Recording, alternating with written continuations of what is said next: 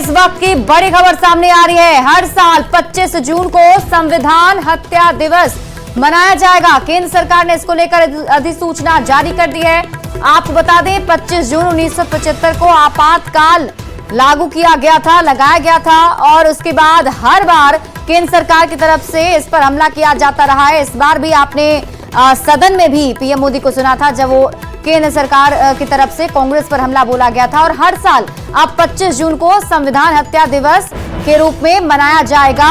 ये अधिसूचना केंद्र सरकार ने जारी कर दी है। तो आपको बता दें कि 25 जून 1975 को आपातकाल लगा था, जिसे बीजेपी की तरफ से, केंद्र सरकार की तरफ से काला दिन बताया जाता है और उस पर लगातार हमले भी किए जाते रहे हैं। और अब केंद्र सरकार की तरफ से बड़ा फैसला लिया गया है, जिसमें यह फैसला कि हर साल 25 जून को संविधान हत्या दिवस मनाया जाएगा। इसको लेकर केंद्र सरकार ने अधिसूचना भी जारी कर दी है।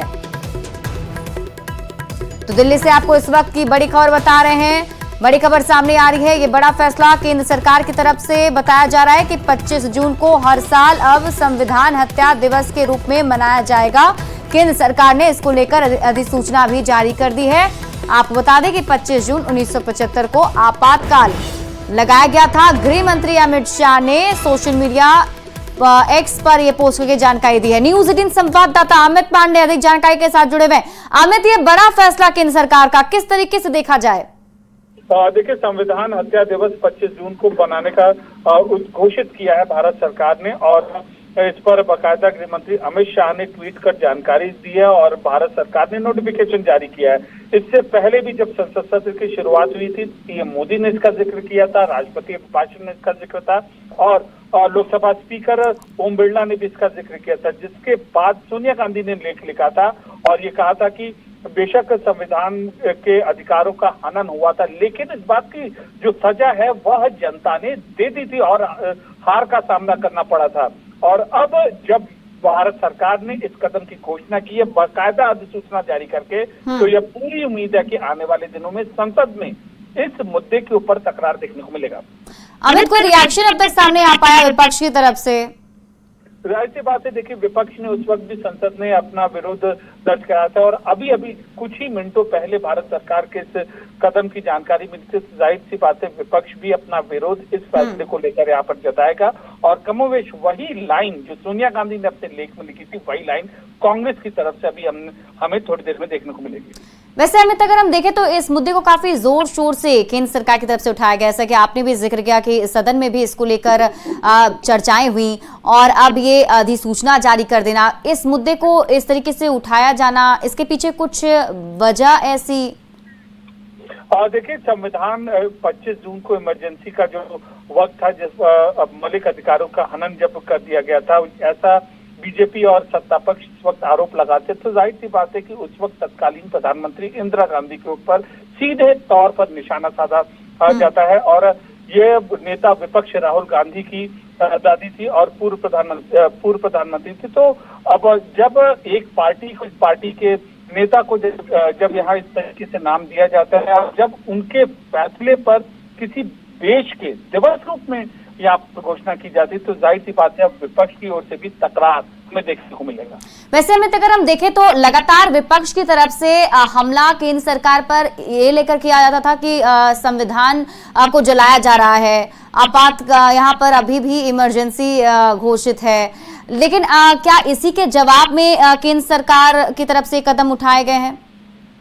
देखिए, इसके जवाब से आगे बढ़कर इसके जो संकेत ने पहले ही संसद सत्र के शुरुआत में से मिलने शुरू हो गए थे जब पीएम ने इसका जिक्र किया था। उसके बाद गृह मंत्री अमित शाह ने भी अपने स्पीच। ठीक है अमित, आप हमारे साथ बने रहिए। हमारे साथ कांग्रेस के मुख्य प्रवक्ता राजेश राठौर जी जुड़े हुए हैं। राजेश जी, ये बड़ा फैसला केंद्र सरकार की तरफ से अभी लिया गया है। जस्ट ही एक खबर सामने आई है कि 25 जून 1975 को जो आपातकाल हुए थे उसको लेकर अब फैसला लिया गया है। हर साल 25 जून को संविधान हत्या दिवस के रूप में मनाया जाएगा। कैसे देखते हैं सर? जनता पार्टी, नरेंद्र मोदी, अमित शाह और आरएसएस रोज संविधान के हत्या कर रहे हैं लोग। और जो रोज संविधान के हत्या करते हो उसको हत्या दिवस मनाने का अधिकार क्या है? तो रोज संविधान की हत्या ही कर रहा है। इस बार ऊंट पहाड़ के नीचे आया जब श्री राहुल गांधी जी ने कहा कि नहीं, हमें संविधान बचाना है। जब आपातकाल की वो चर्चा करते हैं तो आपातकाल के समय जितने लोग हमारे खिलाफ थे या कांग्रेस पार्टी के खिलाफ थे या आपातकाल के कारण जेल गए, वो सब आज कहते हैं तब की परिस्थिति और सबके सब मेरे साथ है, उनके साथ तो कोई नहीं है। या मुलायम सिंह जी को परिवार को देख लीजिए, लालू यादव जी को देख लीजिए, शरद यादव जी थे, इसमें से कोई उनके साथ नहीं है। नीतीश कुमार है तो नकली समाजवाद, हम तो जेल गए नहीं थे। तो ऐसे आपातकाल में भी जो लोग थे वो सब के सब कांग्रेस पार्टी के विचारधारा के साथ है, फासिस्टवादी विचारधारा के साथ नहीं है, क्योंकि सबको पता है कि असली संविधान के हत्यारा आरएसएस है, भारतीय जनता पार्टी है और नरेंद्र मोदी है। इसलिए इनके किसी प्रकार के नोटिफिकेशन से जनता पर असर नहीं पड़ने वाला है। ठीक है राजेश जी, बहुत बहुत शुक्रिया हमारे साथ जुड़ने के लिए और बातचीत करने के लिए। तो देखिए अब इस मामले को लेकर सियासत जरूर आगे बढ़ेगी, क्या कुछ अपडेट होगा वो भी आपको बताएंगे। और आगे देख लेते हैं इस वक्त की हेडलाइंस।